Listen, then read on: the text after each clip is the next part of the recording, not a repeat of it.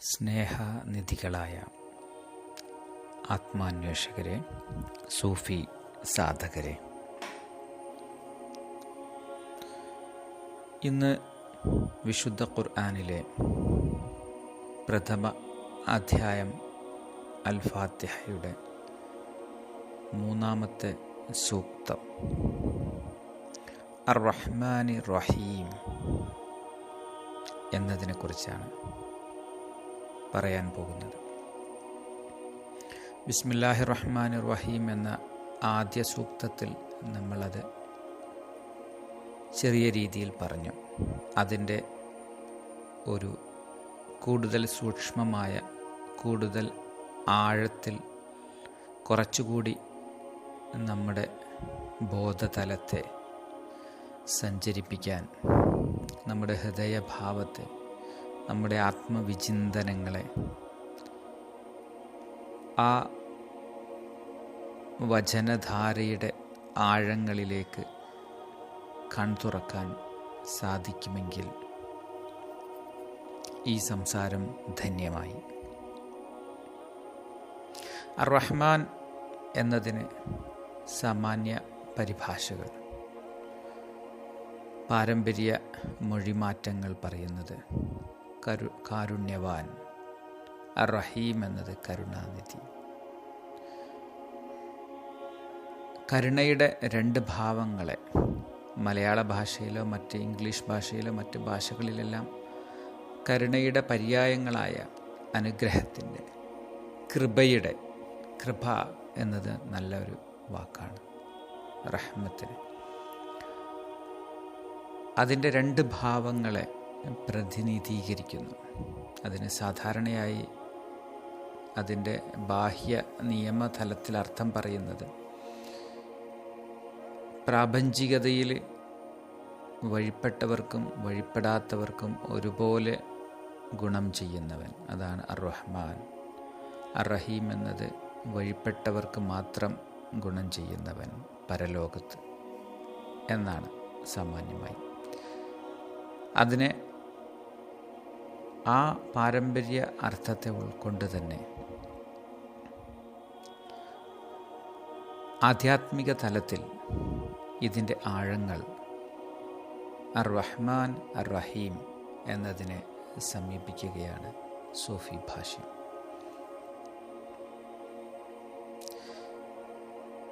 ഈ പ്രാപഞ്ചികതയിൽ ജീവിക്കുന്ന മനുഷ്യൻ, 2 തരം മനുഷ്യരാണ് പ്രാപഞ്ചികതയിലുള്ളത്. ഒന്ന്, നമ്മൾ സദാ വിഷയങ്ങളെ വിവച്ഛേദിച്ച് മനസ്സിലാക്കാൻ പറയുന്ന അതേ ടൂളുകളിലൂടെ തന്നെ നമുക്കതിനെ മനസ്സിലാക്കാം. പദാർത്ഥമോഹികളായി പദാർത്ഥത്തിന് വേണ്ടി ജീവിക്കുന്ന ആളുകൾ, ദുനിയാവിൻ്റെ ആളുകൾ എന്ന് പറയും. അവരുടെ ഹൃദയവും അവരുടെ കർമ്മങ്ങളും അവരുടെ ചിന്തയും അവരുടെ ഓരോ അടക്കവും അനക്കവും അവരുടെ ഓരോ നിമിഷവും അവർ പദാർത്ഥ ചിന്തയിൽ മുഴുകി ജീവിക്കുന്നവരാണ്. ഇതാണ് ഒരു വിഭാഗം ആളുകൾ. 2-ാമത്തെ വിഭാഗം പ്രകാശത്തെ തേടുന്നവരാണ്, ആ ദൈവികതയെ അന്വേഷിക്കുന്നവരാണ്. അവരുടെ ഹൃദയാന്തരത്തിലെ ആ വേപ്പതു, അവരുടെ നോവ് ആ ദൈവികതയിലേക്കുള്ള പടവുകളിലേക്ക് അവരെ നയിച്ചു കൊണ്ടുപോകുന്നവരാണ്. ഈ 2 വിഭാഗം ആളുകളാണുള്ളത്. ഇതിനെയാണ് നമ്മൾ ദുനിയാവിൻ്റെ ആളുകളെന്നും ആഖിറത്തിൻ്റെ ആളുകളെന്നും പറയുന്നത്. ആഖിറം എന്ന് പറഞ്ഞാൽ ആ സമാപ്തിയാണ്. ആ സമാപ്തി തേടുന്നവർ, ആ ദൈവികത ലക്ഷ്യമാക്കുന്നവർ, ദൈവികത എന്ന സമാപ്തിയിലേക്ക് സഞ്ചരിക്കുന്നവരാണ് ആഖിറത്തിൻ്റെ ആളുകൾ ആധ്യാത്മിക ഭാഷയിൽ. ആ 2 വിഭാഗം ആളുകളും പ്രാപഞ്ചികതയിൽ ജീവിക്കുമ്പോൾ പ്രാപഞ്ചികതയുടെ വഴിയാത്രയിൽ 2 വിഭാഗത്തിനും ഒരുപോലെ അനുഗ്രഹവും കൃപയും കാരുണ്യവും അവൻ്റെ കനിവാർന്ന നോട്ടവും ഇരുകൂട്ടർക്കും നൽകുന്നു. കാരണം അതിൽ വഴിയിലൂടെ ആ വൃത്ത പരിധിയിലൂടെ സഞ്ചരിക്കുന്നവർ, ഏതൊരു വൃത്ത കേന്ദ്രത്തിൽ നിന്നാണോ വേർപെട്ട് വന്നത് അതേ കേന്ദ്രത്തിലേക്ക് തന്നെ ഗമിക്കുന്ന ആധ്യാത്മികരായ പ്രകാശചാരികൾ, അവർക്ക് ലഭിക്കുന്ന അതേ അനുഗ്രഹം തന്നെ, അതേ കൃപ തന്നെ പദാർത്ഥ തലത്തിലൂടെ വഴിതെറ്റി സഞ്ചരിക്കുന്നവർക്കുമുണ്ട്. അവർക്കും ഏത് നിമിഷവും ഇതിലേക്ക് വരാനുള്ള സാധ്യതകളുണ്ട്. അവർക്കും ഏതൊരു നിമിഷാർദ്ധത്തിലും ആ ദൈവിക പ്രകാശത്തെ തേടാനുള്ള എല്ലാ കാരുണ്യത്തിൻ്റെ എല്ലാ ഉറവകളും അവർക്ക് മുമ്പിലും ഒരുപോലെ തുറന്നു വച്ചിട്ടുണ്ട്. കൺ തുറന്ന് കാണുകയേ വേണ്ടൂ, കൺ തുറന്ന് ആ വഴിയെ ഗമിക്കുകയേ വേണ്ടൂ. അത്രമേൽ വ്യക്തമായി, അത്രമേൽ സുവ്യക്തമായി, അത്രമേൽ പ്രകാശപൂർണമായി ഇരു വിഭാഗത്തിൻ്റെയും നേരെ തുറന്നു വച്ചിട്ടുണ്ട്. അത് കാണുക, അറിയുക, അനുഭവിക്കുക, ആ വഴിയെ ആ സമാപ്തിയിലേക്ക് ഗമിക്കുക എന്നത് മാത്രമാണ് ചെയ്യേണ്ടതുള്ളത്. ഇരു കൂട്ടർക്കും ഒരുപോലെയുണ്ട് ആ സാധ്യത. ഇതിനെയാണ് അർ-റഹ്മാൻ, ഇതാണ് യഥാർത്ഥ റഹ്മത്ത്. ഈ റഹ്മത്തിനെ ആണ്, ഈ റഹ്മത്തിൻ്റെ ദൂതുമായി വരുന്നവരാണ് പ്രവാചകന്മാരും ഗുരുക്കന്മാരും. ഇതിനാണ് റഹ്മത്തുല്ലിൽ ആലമീൻ എന്ന് പറയുന്നത്. ഇരു പ്രപഞ്ചങ്ങളുടെയും, ആലമുകളുടെ, പ്രപഞ്ചങ്ങളുടെ, ആത്മപ്രപഞ്ചത്തിൻ്റെയും ദൃശ്യപ്രപഞ്ചത്തിൻ്റെയും ഏതെല്ലാം പ്രപഞ്ചങ്ങൾ അഖിലമുണ്ടോ അത് സർവത്തിൻ്റെയും അനുഗ്രഹമായാണ് അത് വന്നിരിക്കുന്നത്. നിന്നിലെ ദൂതൻ വന്നിരിക്കുന്നത്, നീയാകുന്ന ദൂത് അനുഗ്രഹമായിട്ടാണ്. അത്രയും സാധ്യതകളെ ഒരുപോലെ നിറച്ചു വച്ചിരിക്കുന്നു കൺമുന്നിൽ. കണ്ണ് തുറന്നവർ കാണുന്നു, കണ്ണടഞ്ഞിരിക്കുന്നവർ ഇപ്പോഴും ഇരുട്ടിൽ തപ്പുന്നു. അതുമാത്രമാണ് വ്യത്യാസം. അതിൻ്റെ സാധ്യത അത്രമേൽ തുല്യമാണ്. എന്നാൽ അർ-റഹീം എന്നത് ആ കൺതുറന്ന് കണ്ട് ആ ലക്ഷ്യ പൂർത്തിയിലേക്ക്, ആ സമാപ്തി അണഞ്ഞവർക്ക്, ആ സമാപ്തി അണഞ്ഞവരുടെ അകമേ നിറയുന്ന അനുഗ്രഹത്തിൻ്റെ ഹർഷം, ആ കാരുണ്യത്തിൻ്റെ വർഷം, അത് അത്രമേൽ അനന്തമാണ്, സച്ചിദാനന്ദമാണ്.